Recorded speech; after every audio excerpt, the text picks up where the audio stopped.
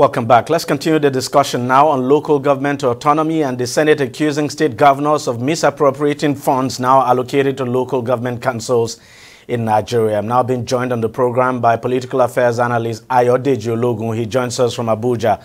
Mr. Logun, thank you very much for joining us on the program. The Senate, of course, yes. So the Senate asking the president not to give, not to release local government funds now to local governments where you have caretaker committee chairmen, and then suggesting as well that INEC should be allowed to conduct local government election rather than the practice you have now where state electoral commissions actually conduct the elections. And of course, those elections have been nothing to write home about. Well, for me, the stand of the Senate on the issue of local government autonomy sounds very hypocritical to me. And the reason is this. The Senate is popularized by a number of former governors of different states across the three divides of the country, from the north to the south, the west, and the east. And if you look at the record of these former governors who are now members of the Nigerian Senate, most of them, if not all of them, fail to accord the local government the kind of autonomy and respect that was deserving when they were serving as governor of different states. Many of them served as 2 times governors of their states, and for the 8 years that they had sway as governor in those states, they did not hold local government election for once. Many of them, if at all, did towards the tail end of the administration as a means of creating a line for the successive administration. So it is hypocritical that these governors or these ex-governors who failed to do the needful, which they know to be the right thing, are now coming to the Senate to now make a demand of it. That is, for me, hypocrisy. That does not mean it is not the right thing to do. Of course, anybody who says he does not know that autonomy has been granted local governments for a long time before now is joking.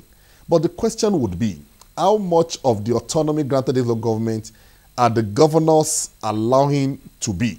Many of the governors, as we have them today, are taking custody of money that belongs to this local government. Many of them only hear the figures accruable to them from the federal government. They only hear it or see it on paper. Many of them do not have access to it as head of local government, either caretaker or elected, as the case may be. It's so ridiculous that in some cases, governors of states will require local government caretaker chairman or elected local government chairman to go and bring projects that the local government wants to do, that the state government will help them to execute it. That is the lowest we could ever get as a people. So what you get is local government administration in Nigeria being so ineffective that perhaps the only thing they do is to pay salaries of primary school teachers or staffs within the local government. Every other thing they've not been able to achieve because the governors sit on the commonwealth of the people, which ordinarily is supposed to go to the local government for developmental purposes, is what the governors appropriate to themselves, and then they do what they like with it. In most cases, they abuse such funds and make a mess of it. But the reason why most local governments cannot complain is simple. Take an aggregate of all the states in Nigeria, you will realize that hardly can you lay hand on 7 to 8 states where we have democratically elected local government chairman. What you have in most cases is a situation whereby the governor sits down, look at some faithful boys or girls, as the case may be within the party structure, and appoint them as head of administration or what you call the caretaker local government chairman. Sorry to interject. Even in those states where you have so-called democratically elected local government chairmen, would you describe their elections, their election now as a demonstration of genuine democracy? We know how local government elections are conducted in this country. You have any states that a particular party governs basically wins everything. So, I mean, those are no elections, certainly. Those are no elections because the process that led to election in itself is flawed. If you take a look at some of those states, or if not all, the head of the state electoral commissions are often appointed by the governors.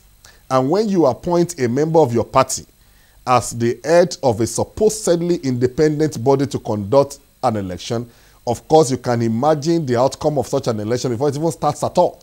So what you see is that in some of these states, other political parties don't even bother to participate in the election because they already know that if there are no concessions or if there are no agreements between them and the ruling party in the state, they will get nothing.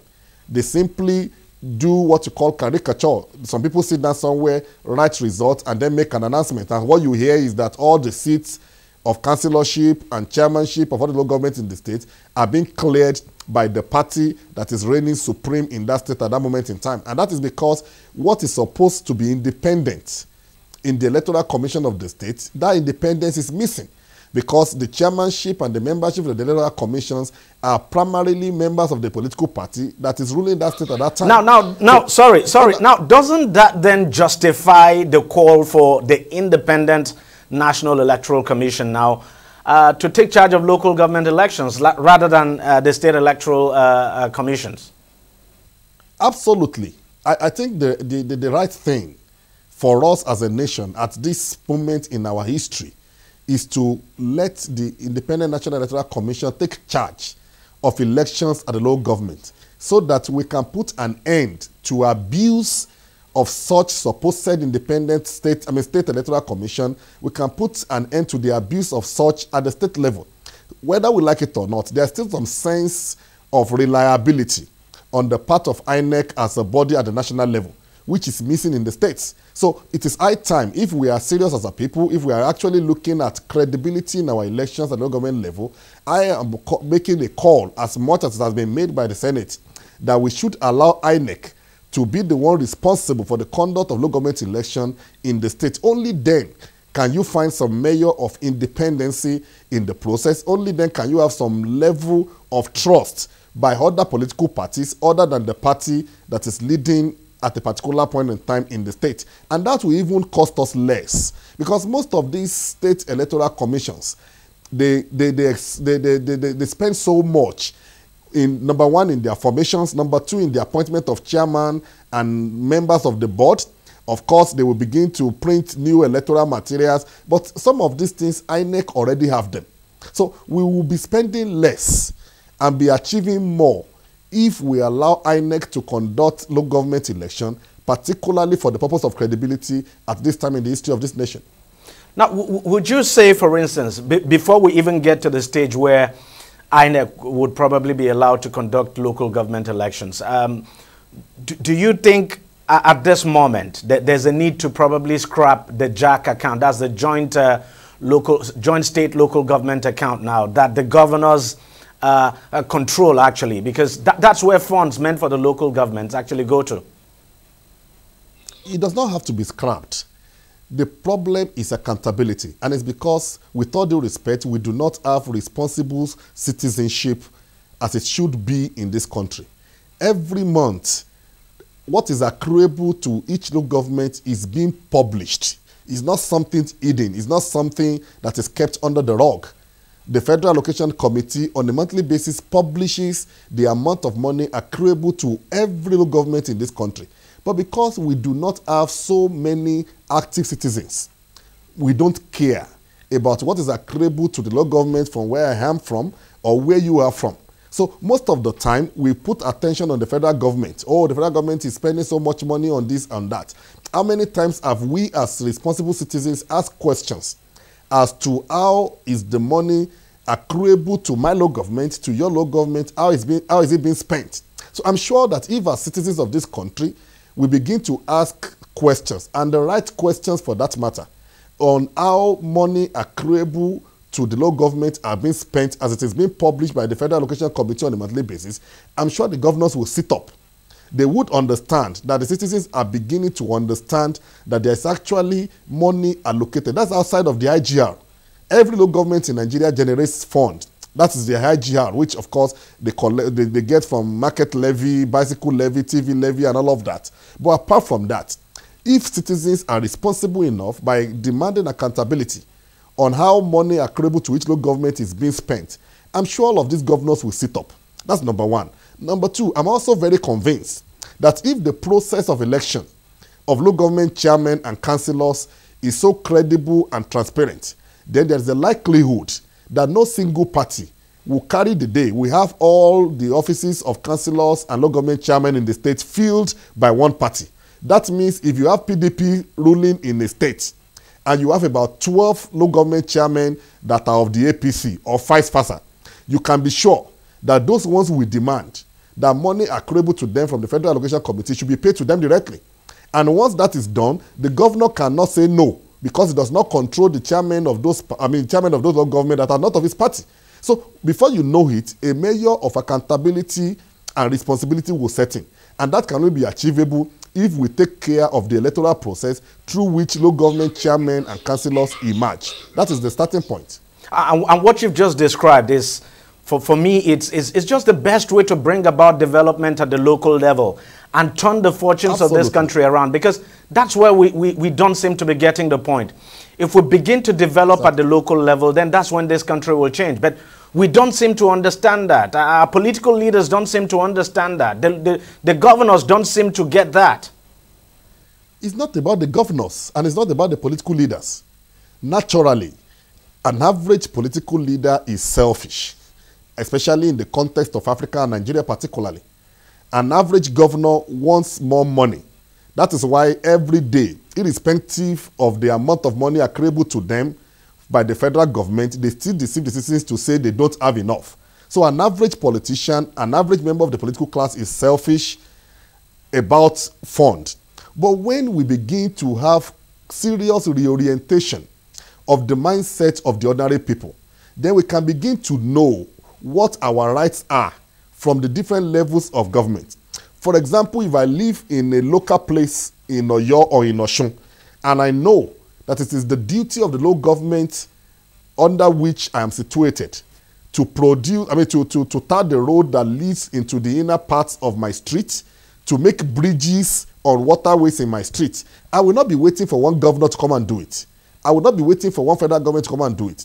So for as much as myself and other conscious citizens begin to place demand on the local government chairman or the councillor representing me, that kind of councillor will put pressure on his chairman. The chairman will also know that the citizens are aware of their rights, which is guaranteed by the provision of the Constitution by the chairman, and he will go and put pressure on the state government, who is stealing the fund of the local government, making it impossible for him or her as the head of the local government to do the needful for the people. So first and foremost, we should let the political class be. We should first of all talk about correct orientation and reorientation of the people, so that they know exactly what is their right, they know exactly what is accruable to them, and they can begin to make demands on how money accruable to them at the local level is being expended. Only when we have such conscientization, only when we have such serious mindset as a people, can we begin to have accountability both from the head of the local government and by extension the political class at the state and the federal level. DEJI360, political affairs analyst, thank you very much for joining us on the program, and thank you for your incisive insights there. It's a pleasure. Thank you for having me. All right, we'll take a short break and we'll be right back. Stay with us, don't go away. Opinions are free, facts are sacred, but truth is universal. How, in practical terms, can we, for instance, de-escalate the tension? Because when you go into public office, you must be ready to answer to the people. We know where the enemy is. 3 places. The Lake Chad Basin, the border area between Nigeria and Cameroon, and then the Sambisa Forest. On DEJI360, we give you a complete dose of everything. Opinion, facts, and undiluted truth. I hardly believe what politicians say in this part of the world. A new Nigeria is possible, a future is possible. We delve into the issues, dissect it so that you can understand it, use it to take action. I don't think there's any need for any governor to look for grant for ranching. DEJI360, dissecting the issues.